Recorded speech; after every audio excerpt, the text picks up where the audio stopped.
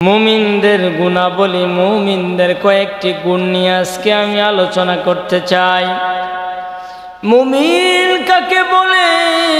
বাংলার মুসলমানেরা মুমিন বলতে কি বোঝেন? ও বাংলার মুসলমান ভাইয়েরা, ও বাংলাদেশের মুসলমান, মুমিন বলতে আপনি মনে করেন বাবা মুসলমান, দাদা মুসলমান, 14 গোষ্ঠী মুসলমান, আমিও মুসলমান, আমিও মুমিন। না না না, বাবা দাদা নানা 14 গোষ্ঠী মুসলমান হলেই মুমিন হওয়া যায় না। মুসলমানের ঘরে জন্ম নিলেই মুসলমান হওয়া যায় না, মুমিনও হওয়া যায় না। মুমিন হওয়ার জন্য মুমিনের ক্লাসে পড়ালেখা করা লাগে, মুমিন হওয়ার জন্য মুমিন হওয়ার রাস্তায় আমল করা লাগে। কেমনে? আমরা যদি বলি আপনি কেমনে মুমিন হওয়ার রাস্তায় চলছেন বা আমল করছেন, এটা বুঝবেন কেমনে? আপনি বোঝার জন্য আমার আল্লাহ রব্বুল আলামিন দলিল দিয়ে দিলেন, সুবিধাটা বুঝাইয়া দিলেন। এটা যদি আপনার হয় বুঝবেন আপনি মুমিন, আর যদি না হয় আপনি বুঝবেন আপনি বেঈমান।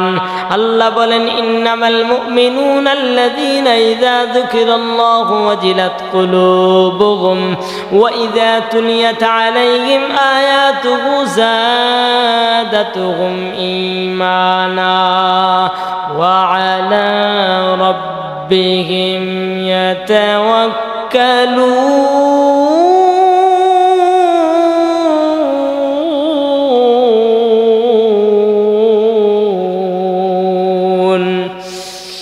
সূরা আনফালের 2 নম্বর আয়াত আল্লাহ রব্বুল আলামিন এমনি নাযিল করেন। আল্লাহ পাক রব্বুল আলামিন মুমিনদের গুণ বর্ণনা করছেন।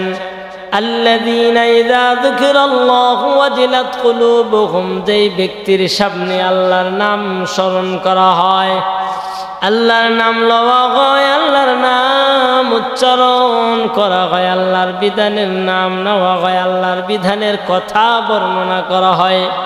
ওয়াজিলাত কুলুবুহুম, যারা মুমিন হবে মুমিনদের অন্তর কেঁপে উঠবে আল্লাহর বাণী শোনার পরে, আযানের ধ্বনি শোনার পরে অন্তর কেঁপে উঠবে, কোরআনের বাণী শোনার পরে অন্তর কেঁপে উঠবে।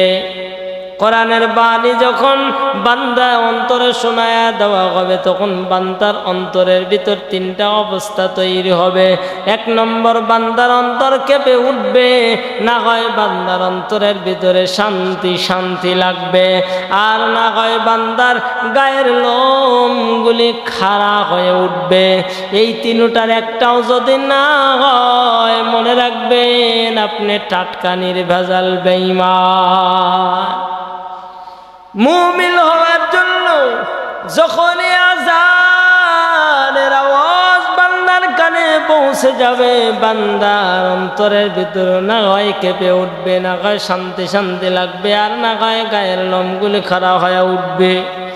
আল্লাহর বিধানের আমরা বলি কোরআন দিয়ে সংসার চালাও, কোরআন দিয়ে সমাজ চালাও, কোরআন দিয়ে রাষ্ট্র চালাও, কোরআন দিয়ে সংসদ চালাও।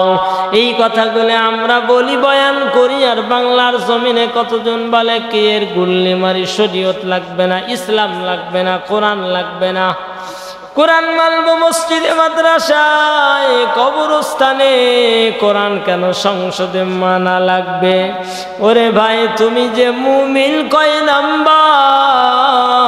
কোরআনের সূরা আনফালের 2 নম্বর আয়াত থেকে দলিল নাও।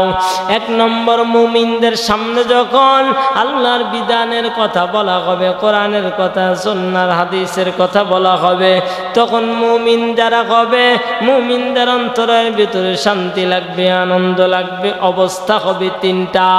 1 নম্বর, হয়তো আপনার মনের ভিতরে অন্তর কেঁপে উঠবে, না হয় 2 নম্বর শান্তি শান্তি লাগবে, না হয় 3 নম্বর গায়ের লোম খাড়া হয়ে উঠবে।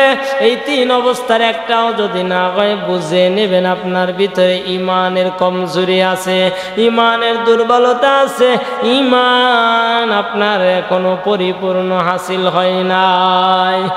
মুমিন বান্দাদের সামনে যখনই আল্লাহর বিধান কুরআনের বিধান আলোচনা করা হবে, আল্লাহ রাব্বুল আলামিন তাদের ঈমান যা আছে তার চেয়ে আরো বাড়ায়া দেবে। ওয়াজিলাত কুলুবুহুম ওয়া ইযা তুলিয়াত আলাইহিম আয়াতুহু জাদাতুহুম ঈমানা।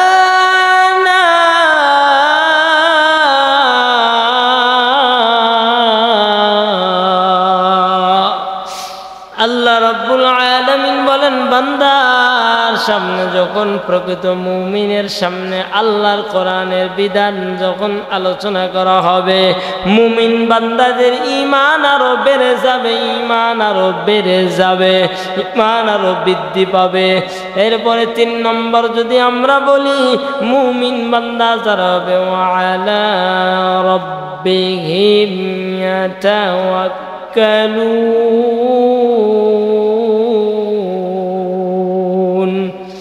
মুমিন বান্দা যারা হবে, এই মুমিন যারা হবে, মুমিন বান্দাগণ তারা সদা সর্বদা আল্লাহর উপর ভরসা করবে, আল্লাহ ছাড়া কাউরে পরোয়া করবে না। আজ আমরা জমিনের দিকে তাকায় দেখি না, যতক্ষণ আমার শক্তি সামর্থ্য ভালো আছে ততক্ষণ আল্লাহর কোনো প্রয়োজন নাই, নাউজুবিল্লাহ। যখন আমি অসুস্থ হয়ে যাব, যখন শরীরটা আর চলে না, ভালো চলে না, এবং চামড়াগুলা ঢিল হয়ে গেছে, চলটা ভেঙে গিয়েছে, চেহারাও তেমন আর ভালো নাই, তখন আমরা আস্তে আস্তে রেজেক দুর্বল হয়ে যায়। দুর্বল যখন হয়ে যায়, ওই সময় টুকটুক টুকটুক করে আল্লাহর দিকে চলে আসি। ও মুসলমানেরা, না না, সুবিধাবাদী জিন্দাবাদ। আমার আল্লাহ বলেন, ওয়া মাকারু ওয়া মাকারাল্লাহ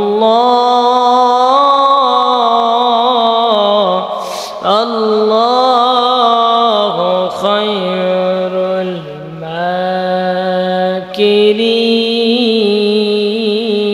মাকিরিন। ও বান্দা, তুমি কেমনে কোন নিয়তে কোন সময় কি করতে চাও আর না চাও, দুনিয়া তোমার রং ভং ঢং কেউ যদি না বোঝে, আমার আল্লাহ কিন্তু বোঝে। তাই সময় থাকতে তুমি পরিবর্তন হয়ে যাও। তুমি মনে মনে ভাবতেছো না এখন তো শক্তি সামর্থ্য ভালো আছে, যখন বুড়ো হয়ে যাব, ইমামদের কাছে যাব, ওই ইমাম সাহেব হাতে পায়ে ধরে জীবনে বড় অন্যায় করেছি, ভুল করেছি, এতদিন বুঝি না, এখন তওবা করব। না না, মনে রাখবেন সব সময় কিন্তু আল্লাহ তাআলা তওবা কবুল করবে না।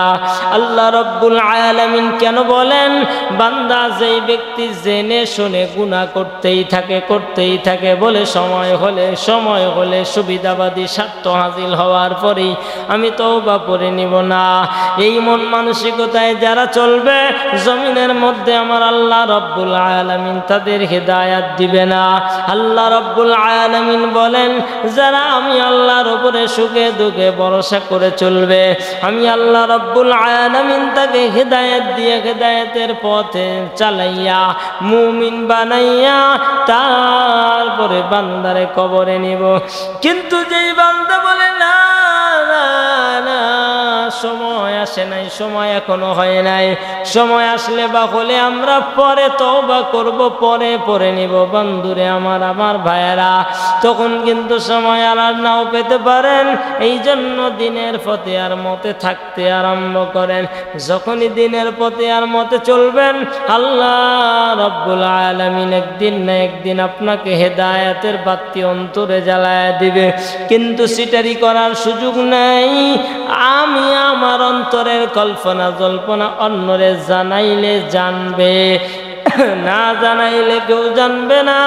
কিন্তু মনে রাখবেন, বান্দার কল্পনা জল্পনা যেটা শুরু হয়, ওই শুরুটাই আমার আল্লাহ রাব্বুল আলামিন জেনে যায়।